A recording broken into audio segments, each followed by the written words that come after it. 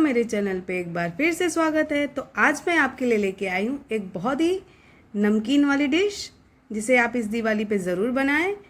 तो इस डिश का नाम है मक्का पोहा चिवड़ा। आप इसे बना के 1 महीने के लिए स्टोर करके भी रख सकते हैं और ये बहुत ही जल्दी बन के तैयार होती है। इसे बनाने में ज़्यादा टाइम भी नहीं लगता। तो चलिए इसे हमने कैसे बनाया है और कौन कौन सी सामग्री यूज़ की है उसे भी देख लेते हैं। मक्का पोहा का चिवड़ा बनाने के लिए हमने यहाँ पे ले लिया है आधा किलो मक्का पोहा और इसी के साथ हमने लिया है यहाँ पे 250 ग्राम शेंगदाना। तो इन दोनों को हमने अच्छे से साफ करके ले लिया है। तो चलिए सबसे पहले हम मक्के पोहे को फ्राई करते हैं। तो यहाँ पे हमने गैस पे कढ़ाई रख दी है, इसमें तेल रख के गर्म होने के लिए। तेल हमारा अच्छे से गर्म होना चाहिए ताकि जब हम मक्का पोहा फ्राई करें वो बहुत ही अच्छे से फ्राई होके बाहर निकले। तो अभी तेल हमारा गर्म हो रहा है। तो तेल के अंदर हम 2 पोहे को डाल के देखते हैं कि ये कितना गर्म हुआ है। तो देखिए तेल हमारा अच्छी तरह से गर्म हो चुका है।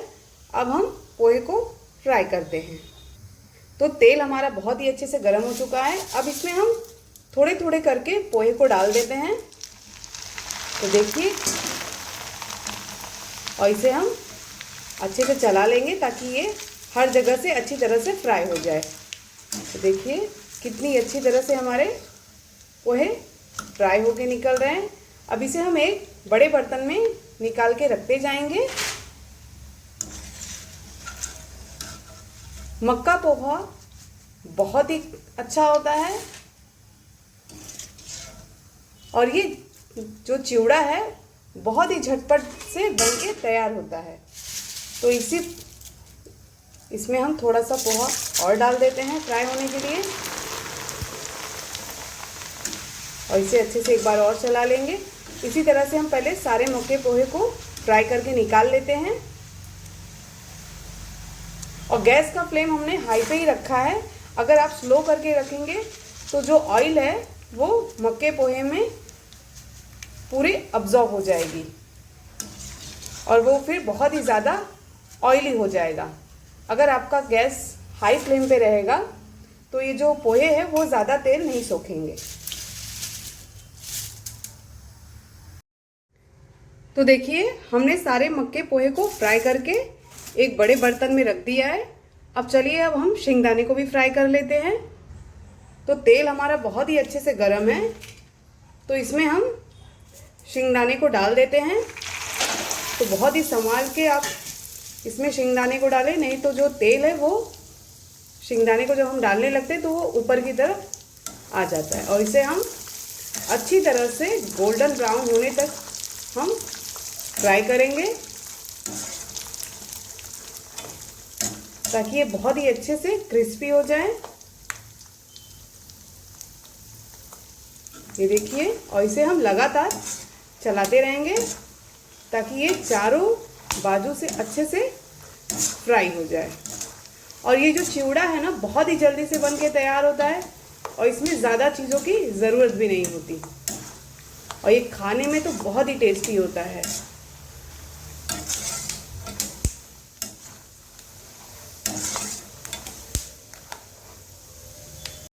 तो देखिए हमारे सारे शेंगदाने अच्छे से फ्राई होके तैयार हो गए हैं। अब इसे हम तेल से बाहर निकाल के एक थाली में रखते जाते हैं।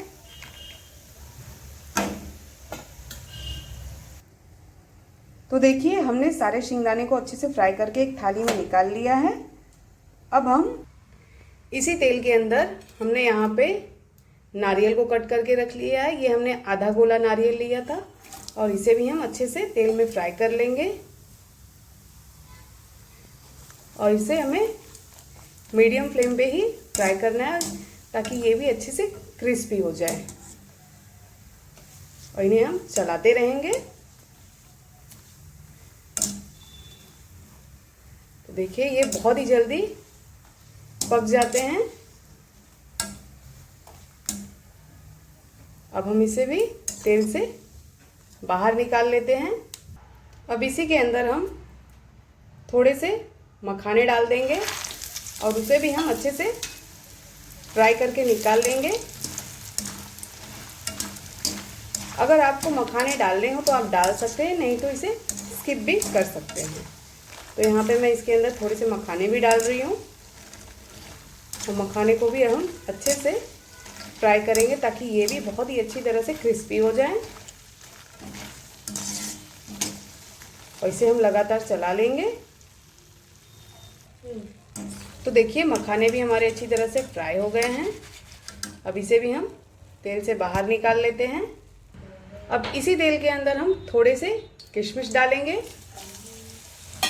और किशमिश को भी हम फटाफट चला के निकाल लेंगे। तो देखिए हमने सारी चीज़ों को फ्राई करके एक थाली में निकाल लिया है।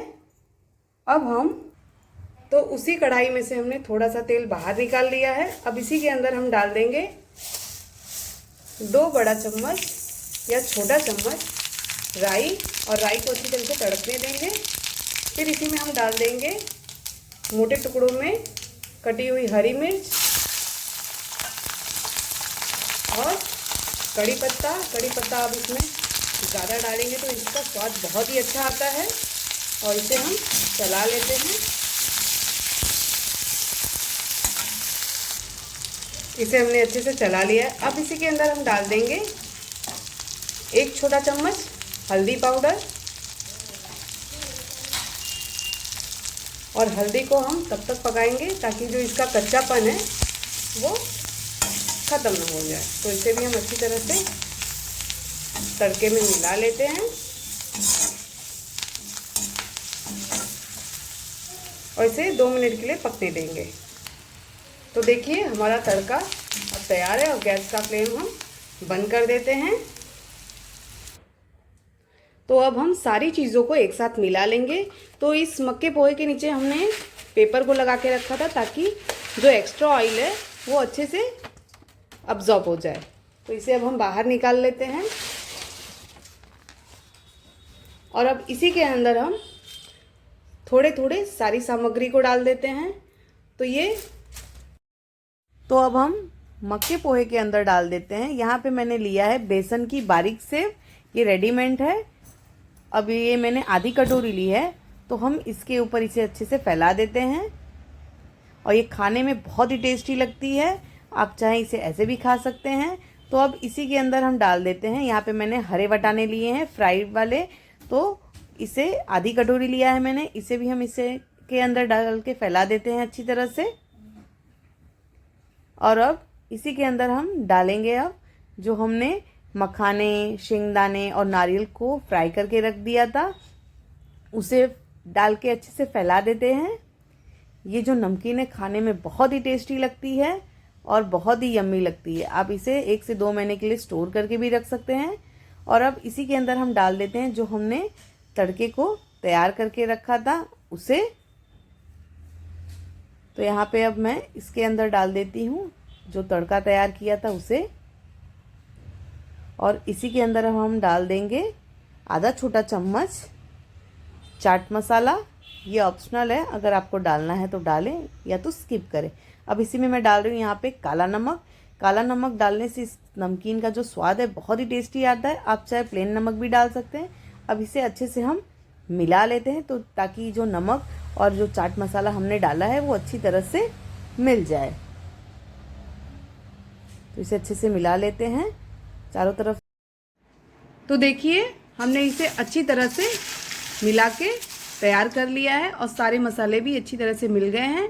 तो चलिए इसे हम फटाफट अब सर्व करते हैं।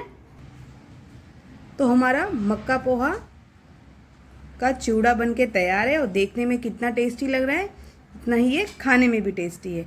तो आप इसे ज़रूर बनाएं इस दिवाली पर और हमें कमेंट करके ज़रूर बताएं। और ये बहुत ही जल्दी बनके तैयार होता है। तो अगर आपको हमारी ये रेसिपी अच्छी लगी हो तो कमेंट ज़रूर करें। Bye bye.